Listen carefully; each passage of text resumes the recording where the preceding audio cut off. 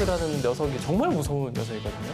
모든 생명체가 서로 죽고 죽이는 양보다 네. 이 바이러스 한 종이 다른 생명체를 죽이는 양이 훨씬 많아요. 온도가 좀 일정 온도 이상 올라가면 바이러스들이 살기 좀 어려운 환경이 된다고 들었어요. 그래서 바이러스 쪽 입장에서 보면 그렇긴 한데요. 바이러스 대변하실 거예요? 약해질 네. 수는 있는데 우리가 네. 전에 바이러스를 보면은 11월 달부터 시작해서 여름까지 갔다가 종식이 됐거든요. 아,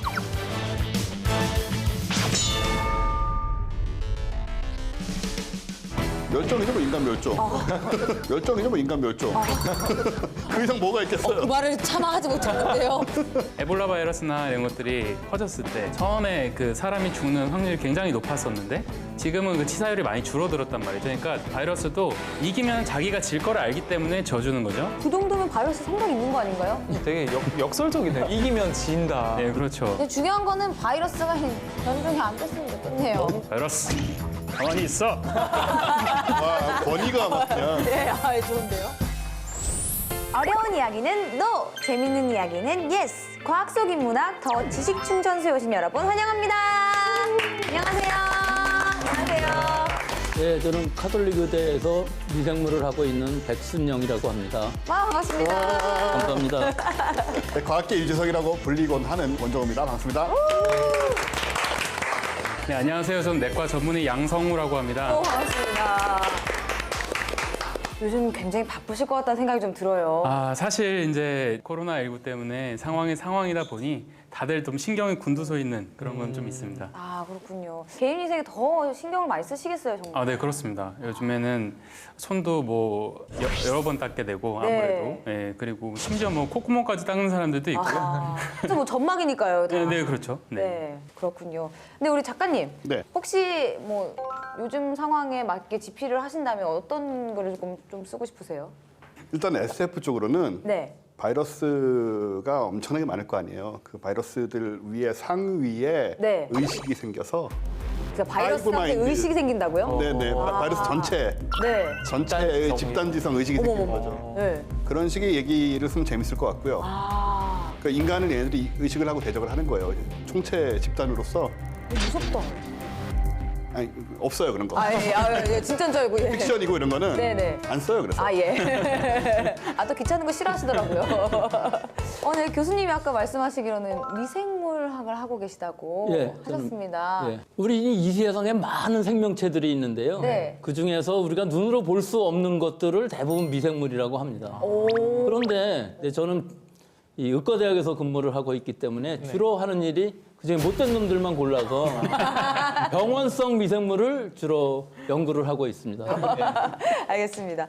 그럼 요즘에 네. 과학 커뮤니케이터로서 네. 다루고 있는 과학 주제는 어떤 거예요? 세균들, 미생물들이 단독적으로 움직일 때랑 네. 같이 있을 때 또 얘네들이 발현되는 유전자가 또 달라질 때가 있어요. 뭐 그쵸. 펄런 샘싱 뭐 이런 용어가 있어요. 퍼런 샘싱? 뭐 모이면은 얘네들이 뭐 그 약재라든가 이런 거를 막는 바이오 필름 이런 걸 막 방어막을 만들어요. 그래서 뭐 그런 것들에 대해서는 일반 대중분들이 잘 모르니까 네. 이런 것도 있다. 이런 것들 좀 쉽고 재밌게 알려주려고 하고 있죠. 교수님 보시기에 이런 주제 어떤가요? 아주 멋있습니다. 아까 말씀하신 집단지성도 네. 저희가 바이러스를 많이 다루다 보면 진짜 집단지성이 있을 만하다 그런 생각이 들 정도이기 때문에 네. 우리 모든 것은 결국은 다 우리가 다 이해하지는 못하기 때문에 생기는 일이라고 봅니다. 괜찮다고 하시는데 좀 써보실 의향이 없으신가요? 계약부터 먼저. 알겠습니다. 자, 오늘도 다양한 분야의 전문가분들과 함께 재밌는 이야기, 또 지식 충전되는 이야기 나눠볼 텐데요. 네. 본격적으로 시작하기 앞서서 좀 워밍업 시간이죠. 잠깐 극장 만나볼게요. 자, 이제 방송을 해야 되겠다. 카메라도 챙겼고 아들 어디 가니? 밖에 촬영하러 나가려고요. 엄마가 또 걱정할 것 같아가지고 제가 또 이거 마스크도 준비를 했어요. 어머, 그거 갖고 되겠니? 그거 갖고 되겠어? 손에 묻는 것도 조심하란다, 얘. 요거 탁 끼고 나가, 요거. 알았어요. 이것도 낄게요. 네. 엄마. 아유, 근데 아들아, 내가 어디서 보니까 있잖아. 눈에도 들어간대, 눈에도 나쁜 게. 엄마 뭘 본 거예요? 알겠어. 낄게요. 아니다. 요것도 해야 된다, 요것도. 엄마! 요거를 꼭 껴야 돼, 요거를. 엄마! 네. 방송인데 이렇게 한다고 아무도 다 못 알아봐. 멋있어. 이거 꼭 써야 돼. 나 구독자가 3만인데.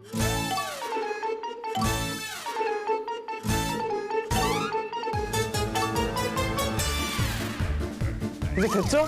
그래 이제 안심이 된다. 조심히 나갔다 와. 아 이게 뭐야 이게 아 진짜 안 해. 나 방송 안 해. 안 해. 네, 요즘 가장 이슈인 코로나19 소재로 잠깐 극장을 꾸며봤는데요. 자, 그럼 오늘 주제에 대한 여러분들의 생각을 좀 알아보도록 하겠습니다. 과연 인간 대 바이러스 최후의 승자는 누구일까요? 인간이라고 생각하시면 손을 들어주시면 되겠습니다. 하나, 둘, 셋. 하나, 둘, 셋. 오늘 한 번뿐이네요? 오.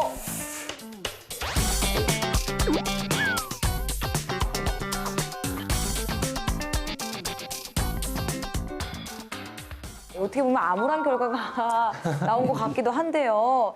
바이러스라는 녀석이 정말 무서운 녀석이거든요.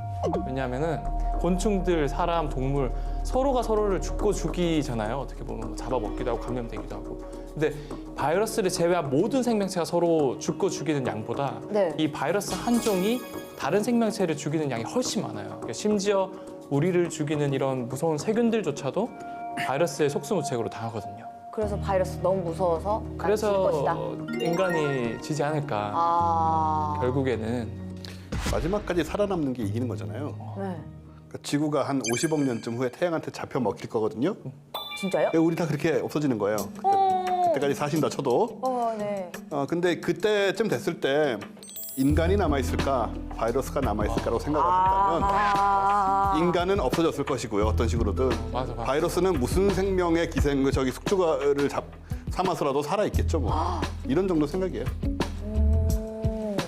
일리가 있네요. 정확히 정확히. 네. 뭔가 우주적 관점과 이렇게 네. 연관시켜서 하면은 또 이렇게 너무 재밌잖아요. 막 하트가 막 나와요. 막 작가님한테. 그때쯤 되면 바퀴벌레조차도 저는 멸종했을 것 같거든요. 아하. 근데 바이러스는 살아남지 않았을까. 그래서 지금 뭐 50억 년 이후를 얘기하시니까 뭐 전혀 상상이 안 가고 거의 SF 수준이라. 네. 그 우리가 지금 생각을 해보면은 그 이기고 지는 게 과연 있을까? 숙주가 없으면 바이러스도 존재할 수가 없기 때문에 전멸하면 같이 전멸하고 남으면 같이 남지 않을까 그렇게 네. 생각합니다. 그래서 그나마 조금 더 오래 남을 것 같은 게 바이러스라고 생각하셨군요. 그건 이제 작가님이 이렇게 생각하시니까 뭐 저도 그 부분에 동의합니다. 일단 제 생각에는요. 계속 바이러스와 인간이 싸우고 있었잖아요. 근데 사람이 이기는 건 뭔가 당연하게 됐어요. 그냥 인간이 이긴 건 당연했던 거고 바이러스가 이겼을 때가 진짜 이긴 것처럼 끝나는 시나리오가 되지 않을까 라는 생각이 좀 들더라고요. 거의 뭐 영화 소설인데요, 이거는. 그래요? 이 소재 어때요? 좋아요. 거의 체념하셨는데. 자, 그렇다면 인간이 승리한다고 생각하실 우리 선생님 네. 이유를 좀 들어보고 결론 싶네요. 해보시죠. 4대 1이에요. 아, 제가 말이 좀 조심스러운데요. 왜냐면 다수결은 언제나 무섭기 때문에. 아니에요. 사실 바이러스라는 게 변이를 한번 해서 막 터져 나가면은 걷잡을 수가 없기 때문에 인간을 이기려고 마음 먹으면은 사실 이길 수가 없죠. 근데 이겨버리면은 자기가 살아남을 수가 없단 말이에요. 에볼라 바이러스나 이런 것들이 퍼졌을 때 처음에 그 사람이 죽는 확률이 굉장히 높았었는데 지금은 그 치사율이 많이 줄어들었단 말이죠. 그러니까 바이러스도 죽는 것과 타협을 한단 말이에요. 그래서 결국에는 자기가 이길 수 있지만 이기면 자기가 질 거를 알기 때문에 져주는 거죠. 그래서 사람과 바이러스의 대결에서는 사람이 이길 수밖에 없다. 저는 그렇게 생각을 합니다. 그 정도면 바이러스 생각 있는 거 아닌가요? 되게 역설적이네요. 이기면 진다. 네, 그렇죠. 일단은 아직 설득력이 있지 않았습니다. 저희가 이따가 또 한 번 더 의견을 또 들어볼 건데요. 그때까지 어떻게 또 생각이 바뀔지 좀 이야기 나눠보도록 하겠습니다. 일단 오늘의 주제가 만만치 않습니다. 요즘 많은 분들이 관심을 갖고 있는 코로나19에 대해서 이야기를 좀 해볼 텐데요.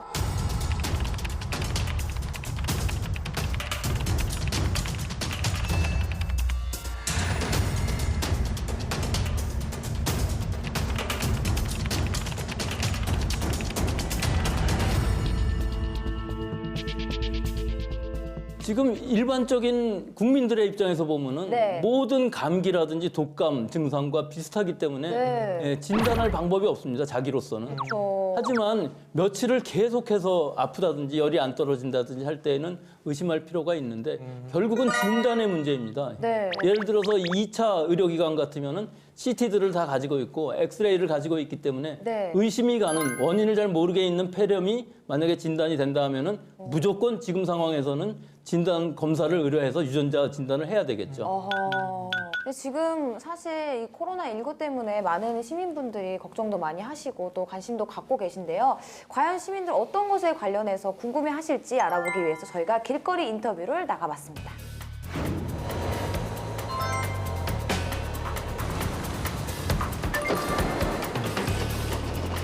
환자마다 증상이 다르다는데 그게 왜 그런 건지 궁금해가지고 이게 공기로 전달되는지 또 좀 궁금하고요. 몇몇 사람들하고 이격거리를 유지해야 되는지 그런 게 좀 궁금합니다. 꼭 마스크를 써야 예방이 가능한지 좀 제일 궁금합니다.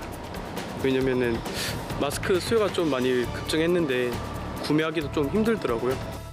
네, 정말 다양한 질문들이 나왔는데요. 그중에서도 가장 많이 나온 질문들을 간추려서 이야기해 보도록 하겠습니다. 네, 첫 번째 질문은요.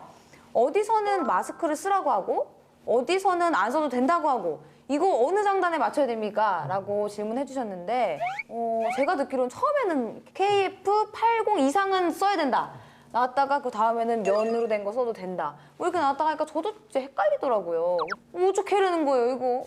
실제 이 상황은 내가 다른 사람으로부터 보호하기 위해서는 면이라도 마스크를 쓰는 것이 좋겠고 만약에 내가 기침을 하고 의심이 된다 그러면 KF80 이상을 쓰는 것이 효과적이라고 생각합니다.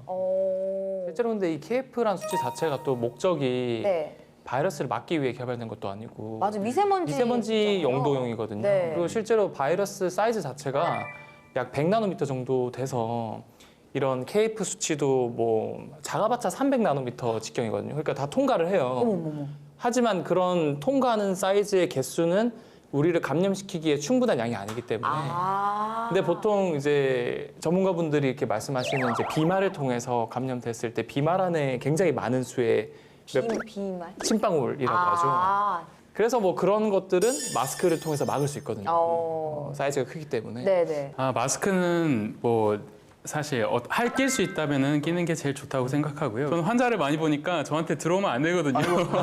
옮기고 다닐 수가 있어서 저는 진짜 마스크 사이즈별로 있고 방독면도 하나 사놨고 그렇습니다. 그래서 아무래도 정말 딱 대면하시는 네. 직업이시니까 네, 맞습니다. 더 조심하게 되실 것 같은데 자, 다음 질문입니다. 확진자가 다녀간 곳에 나도 모르게 갔다면 이거 나도 큰일 난 건가요? 아니 그 코로나 알림이나 코로나 맵을 보면은 요즘에 그 대학생분들이 만드신 어플 있잖아요. 동선이 이렇게 네, 나오고. 보면 어디 다녀갔다라는 동선이 쭉 뜨더라고요.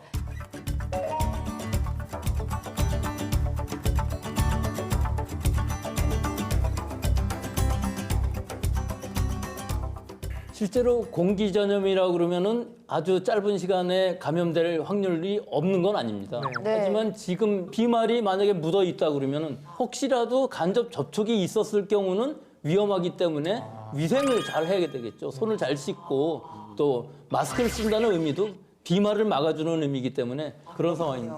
그럴 수 있겠구나. 제가 봤을 때는 오히려 이 전파를 일으킬 수 있을 만한 가능성을 가진 분들이 더 껴야 될 것 같아요. 네, 그렇죠. 네, 맞아요. 그래서 그런지 요즘에 백화점 같은 데 에스컬레이터 보면은 앞에서 이렇게 계속 닦고 계신 분이 계시더라고요. 네, 그렇게 하는 건 굉장히 잘하는 것 같습니다. 자, 이어서 다음 질문입니다.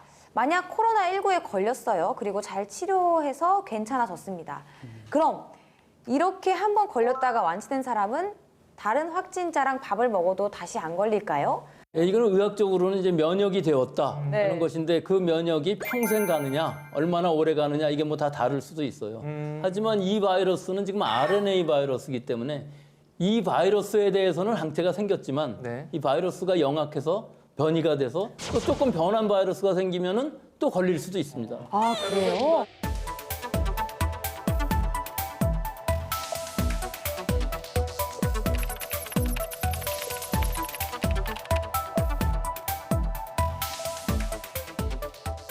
우리가 이제 메르스 때 보셔서 아시다시피 네. 중동에서는 굉장히 사망률이 높았었는데 네. 우리나라에 오면서 전파율이 오히려 더 높아졌고 바이러스가 약간 달라졌습니다. 네네. 근데 그것이 과연 어떤 영향을 미쳤는지 아직도 확실하게 밝혀지지가 않았거든요. 그래서 이 RNA 바이러스들의 그 변이가 자주 일어나는 부분은 우리가 인류가 지금으로서는 해결할 수 없는 난제인 것은 맞습니다. 바이러스가 유전 물질에 따라서 DNA랑 RNA로 나뉘는데 네. DNA는 좀 더 안정적이라 잘 안 변해. 네, 그렇죠. 근데 RNA는 좀 불안정해서 잘 변해서 네, 그렇죠. 돌연변이가 쉽게 일어난다. 네, 그렇습니다. 천연두 바이러스 같은 게 DNA. 맞습니다. 예. 팍스 바이러스. 예. 천연두 바이러스가 우리가 박멸한 유일한 바이러스입니다. 그러니까 박멸이 된다는 거는 변이가 잘 안 일어나니까 치료제를 개발할 수 있다. 뭐 이런 뜻으로도 볼 수 있겠죠. 오, 이해가 됐네요. 사실 이번에 코로나19 바이러스 사건이 나고 나서 가장 주목했던 부분이 손 씻기였어요. 네. 어떻게 하면 올바르게 손 씻을 수 있는지 저희가 좀 알아보면 좋을 것 같은데요. 네. 그 영상 준비했습니다. 전 세계로 퍼지고 있는 코로나19 난리다 난리. 예방책 중 하나는 바로 깨끗한 손 씻기. 그렇다면 어떻게 씻고 말리는 것이 좋을까? 그래서 준비했다. 지식충전소 잠깐 상식. 먼저 올바른 손 씻기부터 시작. 1단계, 2단계, 3단계, 4단계, 5단계, 6단계. 그리고 깨끗이 헹구면 끝. 참 쉽죠? 그러나 손을 깨끗이 씻어도 제대로 말리지 못하면 더러운 손이 된다.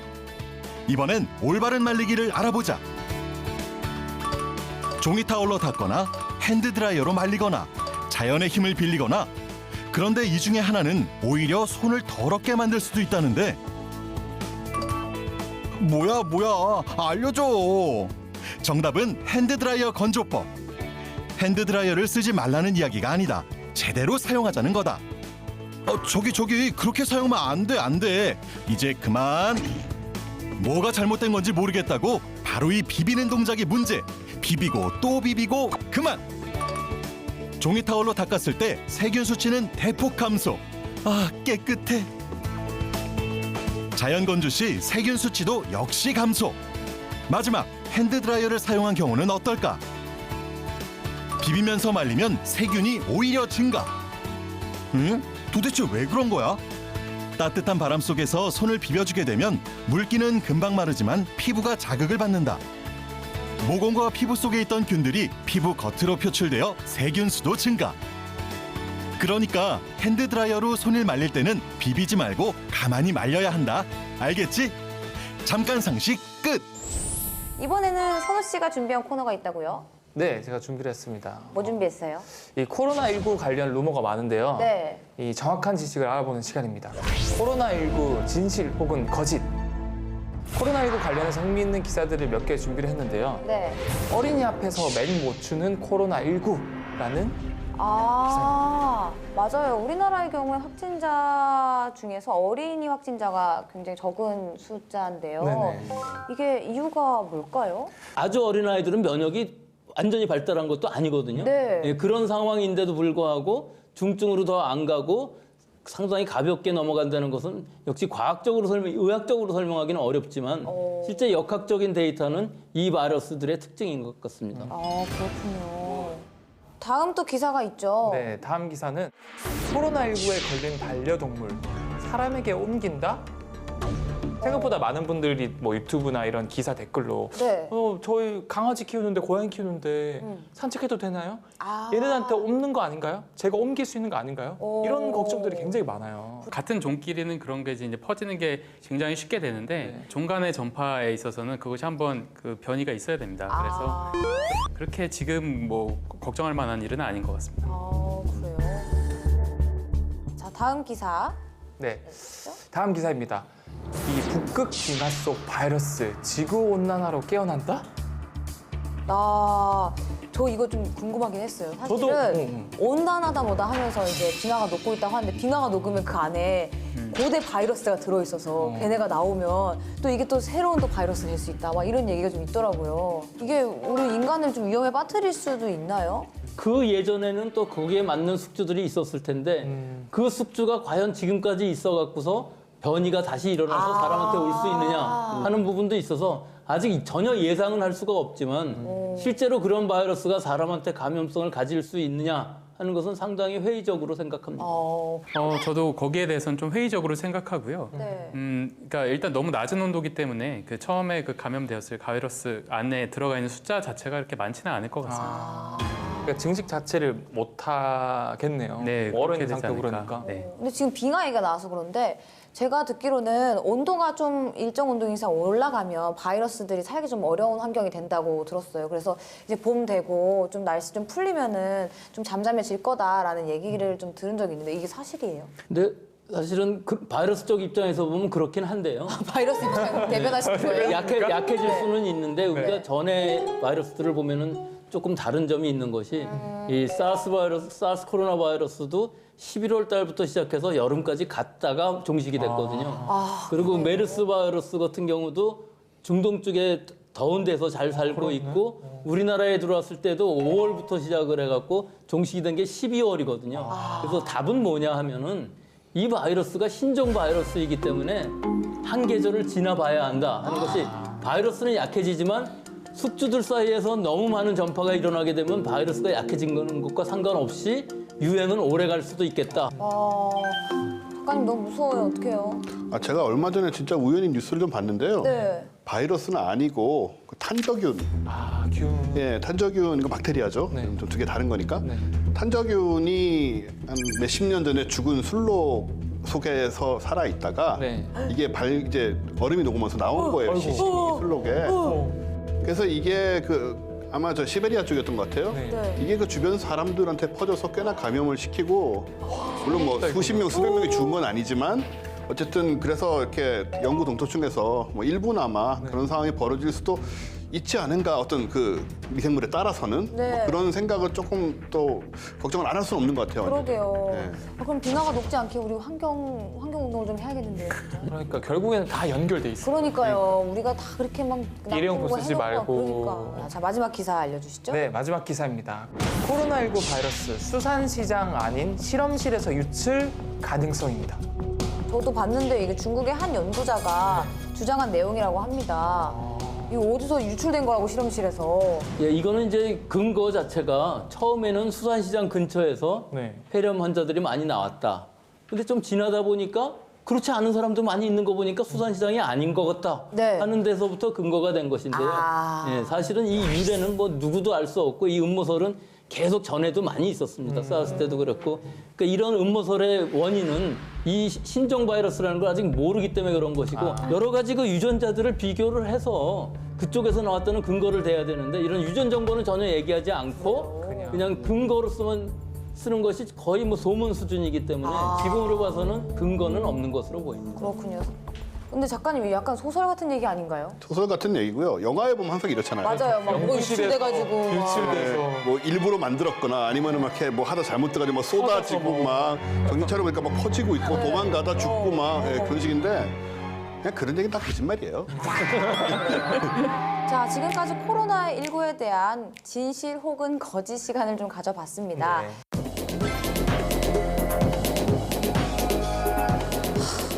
도대체 바이러스는 왜 나타난 걸까요? 그러니까. 왜 생겨난 거예요? 뭐 여러 가지 설이 있습니다. 근거가 있을 만한 것들은 퇴화설이라고 있어서 우리 살아있는 세포들이 죽었을 때 네. 거기 남아있던 유전자가 바이러스로 됐다 하는 것이 있고 그리고 조금 다른 것은 탈출설이라는 것도 있습니다. 어디로 탈출했어요? 살아있는 세포인데 그 살아있는 세포에서 유전자가 튀어나와서 바이러스 일부가 이렇게. 입자가 되었다. 살아있는 세포가 죽어서 저렇게 되면 세포의 좀비잖아요. 그렇죠. 일종의. 네, 정말 기묘한 상황이네요. 이거. 소설 하나 쓰시면 안 돼요, 잠깐. 아, 그럴까요? 오늘 소설 되게 많이 나오네요. 지금. 그러니까요. 작품 몇 개 썼어요, 지금. 근데 진짜 바이러스가 우리 몸에 침투되는 과정은 정확히 어떻게 돼요? 뭐 코로나 바이러스 같은 거를 먼저 좀 설명을 해볼게요. 호흡기 바이러스 같은 경우는 이제 우리 몸에 나 있는 구멍을 통해서 들어오기가 편하겠죠. 피부가 없는 곳, 네. 피부가 없고 그래서 점막만으로 보호를 해주고 있는 곳 이런 곳에 들어오면은 점막이 깨지거나 뭐 그런 사람들한테는 또 잘 들어갈 거예요. 그래서 뭐 여기 입안에도 점막이 있죠. 입으로 들어오거나 뭐 그런 경우라면은 이제 그쪽으로 통해 가지고 감염이 될 수 있을 것 같고 피부라는 장벽이 더 이게 좁나 봐요. 그 바이러스 못 들어오게. 네, 그러니까 피부가 그 층이 여러 개가 있고요. 네, 그 층이 여러 가지가 장벽을 막아주는데 그래서 이제 혈행 감염 바이러스들이 있습니다. 어떻게 가요? 뭐 C형 감염이나 이제 뭐 주사기를 통해서 감염되고 알려져 있는 찔려서. 그런 거는 C형 감염이 이런 것들이 생길 수 있고 뭐 감염이 될 수 있고 뭐 에이즈 바이러스도 역시 이게 대표적인 혈행 감염 바이러스죠. 네, 그래서 그런 경우라면은 그 피부가 손상이 됐는데 그 피부 손상을 통해서 들어갔을 때 네. 감염이 될 수 있습니다.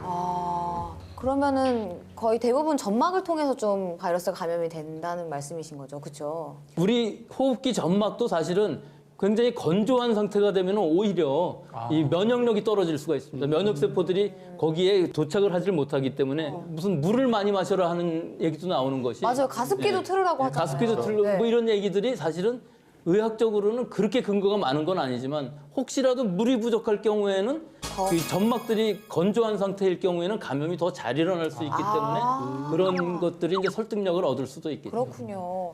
근데 사실 바이러스가 몸에 침투하고 나면 이 몸과 뭔가 싸움을 벌일 거 아니에요. 그러면 어떤 일이 벌어지게 되는 거예요? 몸에 발열이 막 일어나잖아요. 열이. 그래서 이제 어떻게 보면 발열이라는 건 몸 안에서 그 바이러스를 증식을 막기 위해서 하는 어떤 액션이라고 볼 수 있겠고, 기침을 하는 거는 이제 몸에서 그거를 또 바이러스를 내보내려고 하는 그런 증상이라고 볼 수가 있을 텐데요. 뭐 또 다르게 생각을 해보면 바이러스 입장에서는 기침을 하는 걸 또 원할 수도 있어요. 왜냐하면은 다른 숙주에게로 더 쉽게 퍼질 수가 있으니까. 그 RNA의 형태가 좀 변종이 좀 쉬워서 계속 이제 바이러스가 계속 변화한다라고 말씀해 주셨지만 계속 왜 변종을 계속 하려고 하는 거예요? 진화의 기본 원리예요, 그냥. 그러니까는 DNA 바이러스는 복제를 잘해요.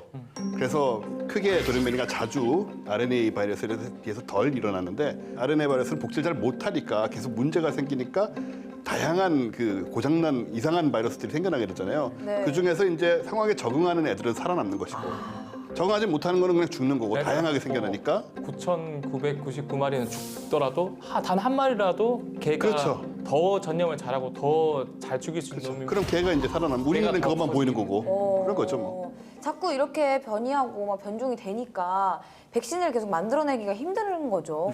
뭐 만들어 놓으면 바뀌고 만들어 놓으면 바뀌고 이런 식이니까 뛰는 백신이 나는 바이러스가 있습니다. 그래서 백신 만들기가 좀 어려운 면이 있습니다. 근데 앞서서 만들 수는 없는 거잖아요, 그렇죠? 네, 그렇죠. 뭐 어떻게 그러면은 변할 수 없으니까.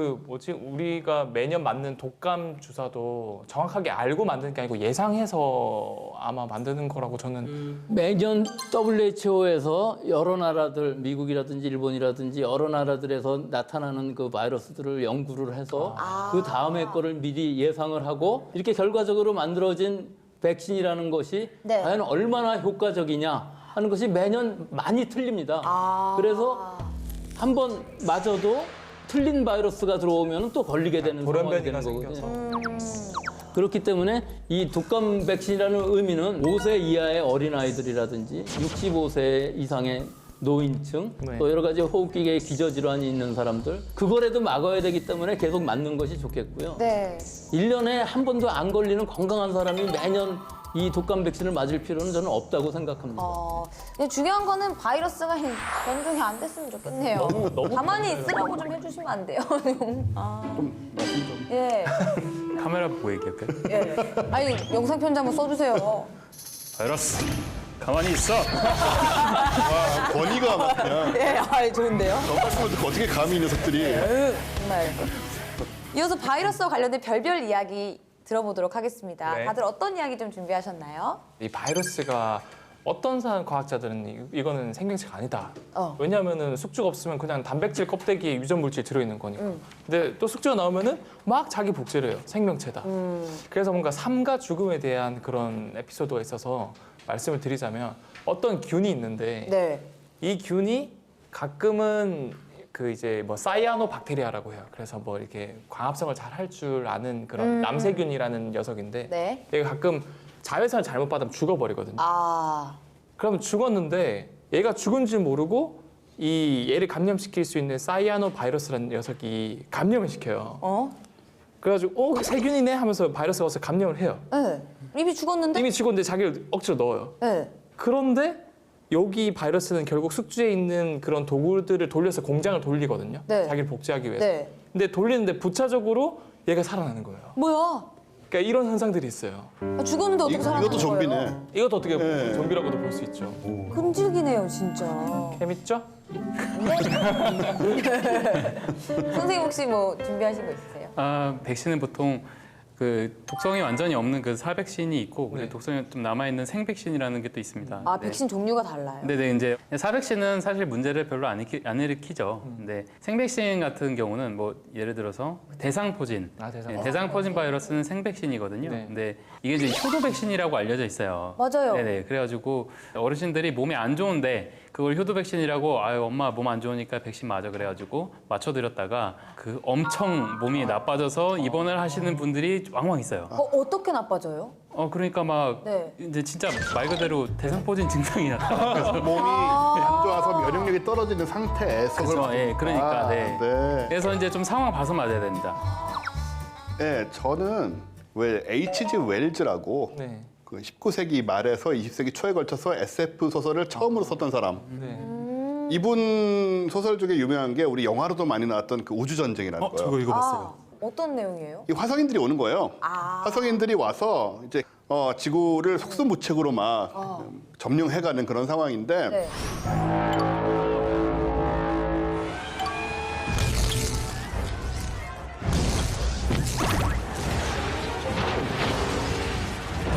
얘네가 어떻게 퇴치가 되냐면 네. 지구상의 박테리아들의 면역이 안 돼 있다 보니까 아. 감염돼가지고 전멸해버려요. 어허. 예. 이 책이 쓰여진 시기를 생각하면 진짜 대단하다. 그렇죠. 이게 뭐 파스텔이니 뭐 제너니 종두법이니 그렇게 먼 미래가 아니었던 거예요 그때가. 그 시절에 그런 걸 생각을 해가지고 그런 식의 아이디어를 냈다는 건 굉장히 놀라운 일이고요. 또 한 가지 재밌는 점 뭐냐면 이런 가능성을 실제로 지금 우주 탐사에 신경을 써요. 아 진짜. 예, 그러니까 우리가 지금 뭐 화성 같은 데 가잖아요. 네. 뭐 달이야 뭐 아무것도 없어서 괜찮다 치지만 네. 화성에는 기본적으로 뭐 일부 유기물이 있고 심지어 뭐 박테리아나 이런 생물들이 있을 수도 있다고 생각을 하고 있는데 우리가 우주선에다가 로켓에다가 박테리아나 미생물을 지구의 미생물을 묻혀간다는 거죠. 거기 그럼 예, 거기를 오염시킬 수가 있고 그 다음에 그쪽에 뭐가 있으면 그걸 또 묻혀와서 지구를 오염시킬 수 있고. 그래서 지금 나사나 유럽 우주국 ESA 같은 데서는 실제로 갈 때 올 때 그 밖에 붙은 미생물을 다 처리하려는 그런 프로토콜이랑 그런 기술들이 다 만들어져 있어요. 그 정도로 신경을 쓰는 상황이죠. 와, 흥미있는 이야기 정말 재밌게 잘 들었습니다. 이어서 잠깐 랭킹 만나볼게요. 부지불식간에 찾아와 인류의 생명을 위협하는 불청객 전염병. 아, 왜 자꾸 찾아오는 거야? 이유는 알 수 없지만 궁금증이 생겼다. 인류 역사상 가장 치명적인 전염병은 무엇이었을까?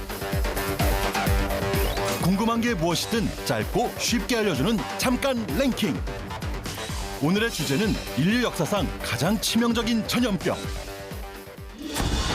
전염병 때문에 폭망한 장군이 있다. 누구일까? 알렉산더? 징기스칸? 이순신? 땡! 정답은 나폴레옹. 유럽 역사를 바꾼 게 나폴레옹이라면 나폴레옹의 역사를 바꾼 건 인류 역사상 가장 치명적인 전염병 6위를 차지한 티푸스. 19세기 유럽인들에게 유행했던 티푸스는 러시아 원정에 나선 나폴레옹의 60만 대군을 4만 명으로 줄여버린 무시무시한 존재였다. 1917년 대유행 당시 러시아에서만 300만 명을 사망시켰다고 알려진 티푸스. 만약 러시아에 티푸스가 없었다면 프랑스가 러시아를 지배했을 수도. 서기 165년에도 무시무시한 전염병이 있었다. 로마 제국에서 유행한 이후 이탈리아 전역으로 퍼져나가 500만 명을 사망시켰다는 천연두가 5위. 1618년 독일에서 일어난 종교전쟁 당시 군인들의 생명을 앗아간 것은 적군이 아니라 전염병이었다. 네덜란드, 프랑스, 이탈리아, 잉글랜드, 헝가리까지 퍼져나가 무려 800만 명을 사망시켰다고 알려진 선페스트. 나중에 후페스트로 이름 바꿔서 다시 오면 어떡하지? 아무튼 무서운 전염병 선페스트가 4위. 지금부터는 사망자 수에 0이 더 붙는 관계로 심약자는 시청주의. 1816년에 발생한 이 전염병은 20세기 초까지 인류를 괴롭혔다. 이 전염병의 이름은 바로 3위에 오른 콜레라. 19세기를 지나 근대에도 전염병의 위협은 to be continued. 1918년 미국에서 시작해 2년 동안 무려 5천만 명을 사망시켰다고 알려진 스페인 독감. 1차 세계대전 사망자보다 더 많은 생명을 앗아간 것으로 알려져 2위를 차지했다. 제발 다시는 우리 앞에 나타나지 마라, 플리즈. 대망의 1위는 바로 흑사병. 14세기 유럽을 휩쓴 흑사병은 대유행 당시 유럽 인구 3분의 1, 무려 7,500만 명의 생명을 앗아갔다는데 아유, 무서워서 더 못 보겠어. 인류와 전염병의 싸움은 현재 진행형이다. 앞으로 또 어떤 불청객이 찾아올 것인가? 잠깐 랭킹 끝! 그동안 세균과 바이러스 관련된 수많은 질병들이 인류를 위협해 왔습니다. 특히 그 책 총균세를 보면요. 그 동물과 밀접했던 유라시아인들의 병균이 신대륙 원주민들을 몰살시켰다고 하잖아요. 저는 뭐 사실 이 제레드 다이아몬드 선생님한테 직접 들었어요, 이 얘기를. 직접이요? 네. 만나면? 그래서 저는 알고 있거든요. 네. 저는 친필 사인도 받은 사람입니다. 꿈이죠. 아, 진짜예요. 진짜로요? 저 진짜 얼마 전에 실제로 만나서 이거에 대한 이야기도 듣고 총균세 전 사인도 받았어요. 네, 실제로 만나서 뭐 얘기를 들었지만 좋겠다. 모르시는 분들 계실 수 있으니까 질문 던져볼게요. 왜일까요? 왜일까요, 교수님? 책 제목에 총균세라고 되어 있는데 네. 그 균이라는 이름이 거의 세균이랑 바이러스랑 좀 이렇게 혼합되어 있는 개념으로 되어 있는데 가축화를 많이 해서 유라시아인들은 많은 병원균들을 가지고 있으면서 또 사람들도 많은 병원균들에 노출되어 있으면서 대륙에 가서 그 원주민들은 전혀 면역력이 없는 상황이기 때문에 그 병원균들에 의해서 전멸까지는 않지만 거의 뭐 말살이 되지 않았나 그런 생각이 듭니다. 따라서 이 총균세라는 의미는 문화적인 것도 있지만 이런 병원균 쪽에서 보면은 그들도 굉장히 큰 무기가 될 수 있다 하는 것이죠. 이런 경우도 있는 것 같아요. 우리가 어딜 여행을 갔다가 네. 우리가 면역되지 않는 그 지역에 소위 풍토병이라고 그러죠. 풍토병. 풍토병에 걸려서 죽는 그 지역 사람들은 별로 없다고요. 그죠? 우리 같은 사람이 가서 죽어야 풍토병에 걸려 죽는 거예요. 그러니까 면역이 안 돼 있으니까 가서 거기는 그냥 대충 넘어가는 병들에 우리는 심하게 앓다가 뭐 죽기도 하고 이런 경우들이 생기니까 아직도 좀 그런 일은 꽤 벌어지고 있다라고 생각할 수 있을 것 같아요. 네. 근데 교수님, 이런 바이러스랑 뭐 박테리아 관련된 역사적인 질병들은 어떻게 퇴치가 됐어요? 퇴치가 됐다고 하면은 박멸된 것은 딱 하나 있습니다. 뭐예요? 천연두가 박멸은 됐습니다. 병은. 그런데 몇 나라가 이거를 안 없애고 자기 연구실에 갖고 있습니다. 이 사람들이 나쁜 게 우리는 지구에서 이 바이러스를 떠내보내고 싶었는데 결국은 그 실험실에 있다는 얘기는 천연두를 무기로 사용한다면 생물학적인 무기로서는 이거 이상 좋은 게 없을 수가 있기 때문에 이게 굉장히 무섭다. 무서운 개념입니다. 이게 소설감이네요, 진짜. 이게 소설입니다. 예. 자, 지금까지 우리를 위협하는 바이러스에 대해서 알아봤는데요. 앞으로의 우리의 준비가 좀 중요할 것 같다는 생각이 듭니다. 먼저 중국의 우한의 사례를 살펴보고 미래에 대한 이야기를 좀 이어가 보도록 할 텐데요. 자, 코로나19가 시작된 중국 우한의 경우에는요, 바이러스가 많이 퍼지고 또 사망자도 훨씬 많은데 그 이유는 뭐라고 보시나요?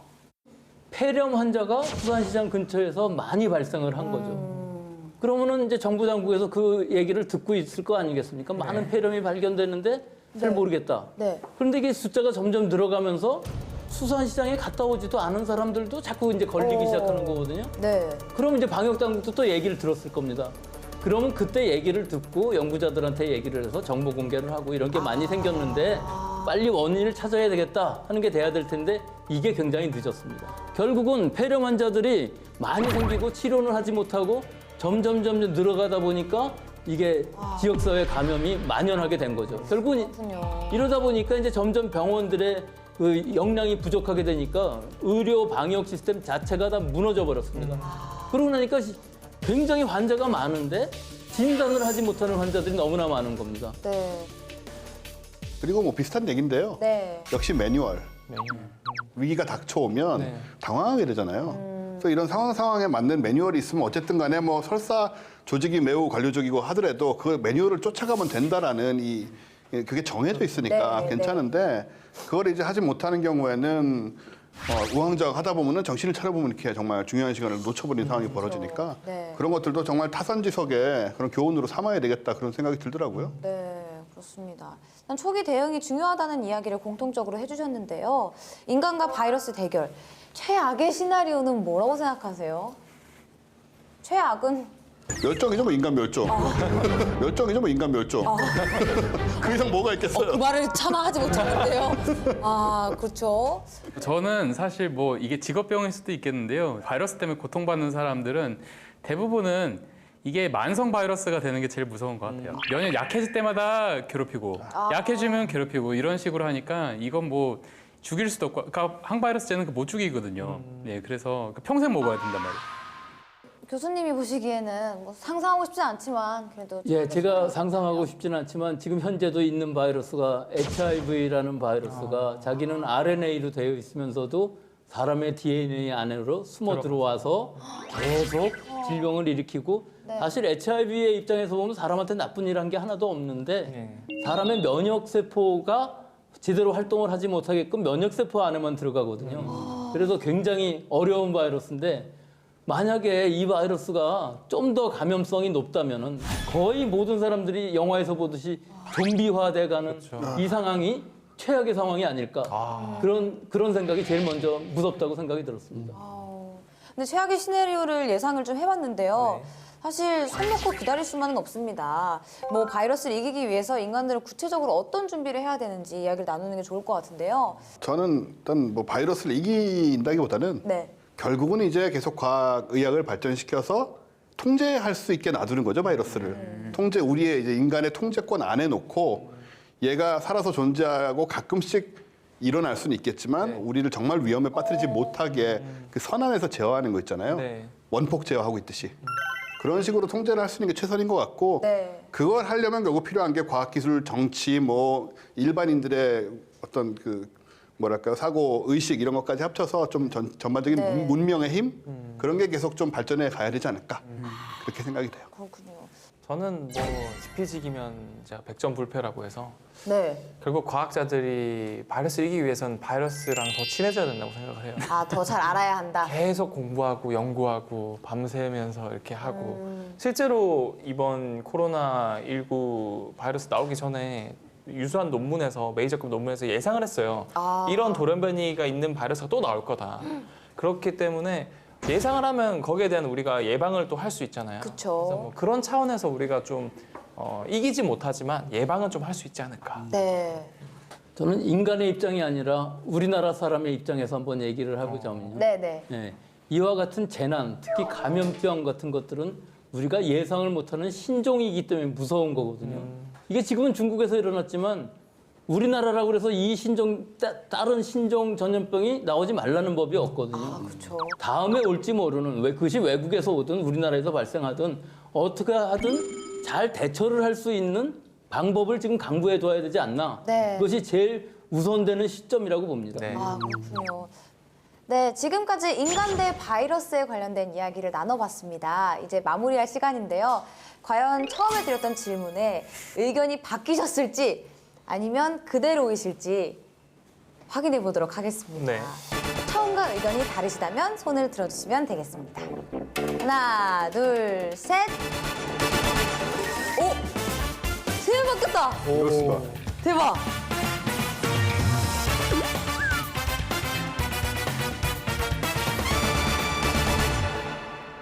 자, 일단은 두 분은 계속 바이러스가 이긴다.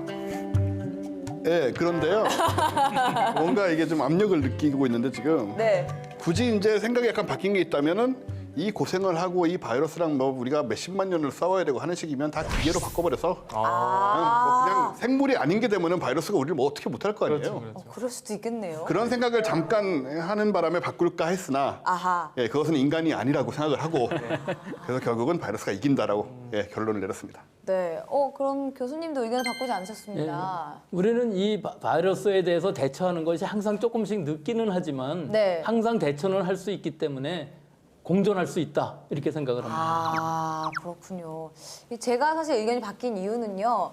오늘 이야기를 나눠보니까 어떻게 보면은 조금 미리 앞서 준비를 좀 하고 예방을 좀 한다면 네. 좀 바이러스로부터 좀 멀어질 수 있지 않을까라는 기대를 좀 살짝 해봤습니다. 저는 오늘 얘기를 하면서 여러 가지를 듣고 종합한 결과 네.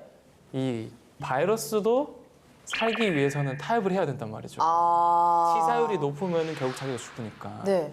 그러니까 바이러스도 좀 봐주고 사람을. 아. 사람도 사람 나름대로 그 덕분에 살아남고. 그러니까 둘 다 이기지 않을까. 결국에는 둘 다 살아남을. 어쨌든 무승부라는 말씀. 무승부. 무승부 하지 않을래? 이런 말이 있잖아요. 아, 그런 그런 의미로. 아 근데 오늘 혼자 처음에 아유. 다른 의견 내시고 또 의견도 바뀌셨어요. 너무 외롭습니다. 아 외로우세요? 의견을 좀 들어보고 싶은데요. 백경심을 통해서 바이러스에 대해서 굉장히 많은 공부를 했는데요. 막 듣다 보니까 네. 역시 의대 시절 그 잊고 있던 네. 무서운 놈이 맞구나. 다시 한번 일깨우게 됐고요. 맞아요. 네. 결국에 승자는 바이러스가 아닐까 이렇게 얘기를 하고 싶습니다. 그렇다면 더 예방에 힘써야 된다. 네, 그렇죠. 말씀이신 거죠? 손을 열심히 씻으시고 네. 가는 길에 한 번씩 다 씻고 가시는 네. 거예요? 알겠습니다. 지금은 세상이 바이러스 때문에 떠들썩하지만요. 지금껏 잘 이겨낸 것처럼 이번에도 또다시 바이러스를 잘 물리칠 것이라고 예상해 봅니다. 과학 속 인문학 더 지식 충전소.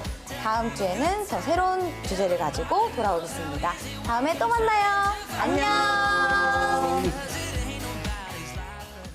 시간 여행을 할 수 있다면 나의 선택은? 제가 과거로 가고 싶다고 생각한 거는 그때 했던 선택을 하나 바꿨으면 지금 어떤 삶을 살고 있을까라는 그런 호기심 때문인데요. 물리학의 입장에서 과거로 가는 것은 사실 불가능하고요. VR이라는 게 있잖아요. 버추얼 리얼리티. 그거를 통해서 좀 간접적으로 과거를 갈 수 있지 않을까. 어떻게 보면 체험한다고 표현하는 거죠. 지금 우리가 이 자리에 가만히 있어도 조금 있다 보면은 1초 뒤의 미래, 조금 있다 보면 10초 뒤의 미래로 가고 있잖아요. 상대적으로 미래로 가는 시간의 속도의 차이가 있을 때 시간 여행이라고 하는 거죠.